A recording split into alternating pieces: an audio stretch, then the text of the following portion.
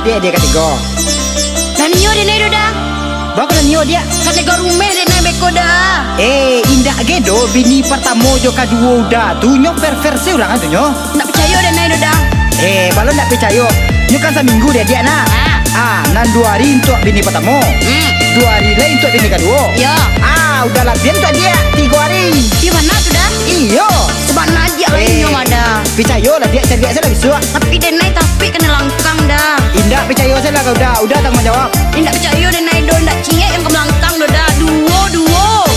Tanang saya lah dia kecil udah. Piti udah banyak di bang. Tak apa guna piti udah. Tapi untuk biaya awak mah. Ndak niyo de naik dak niyo. Udah Allah babi mido. De naik jadi bini katigo. Onde dah de naik indah niyo. De naik jadi bini katigo. Onde dah de naik indah niyo. Usah tidaknya kata orang kini banyak enan dalang. Inyo indah atalo batang buah. Onde dia manganyo nana rusuh. Inyo indah atalo batang buah. Onde dia manganyo nana rusuh.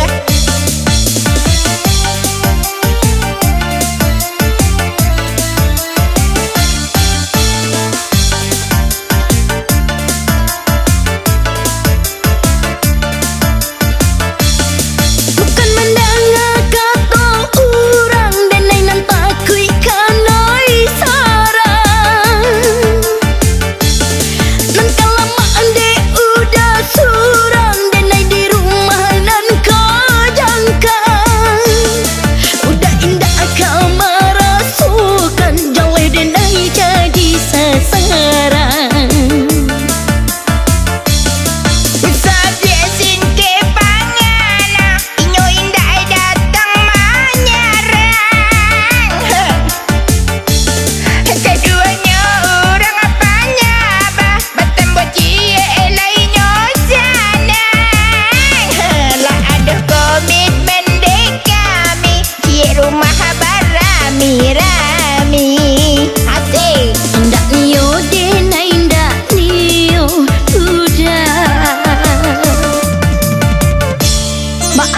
Juduk dah rami-rami dah.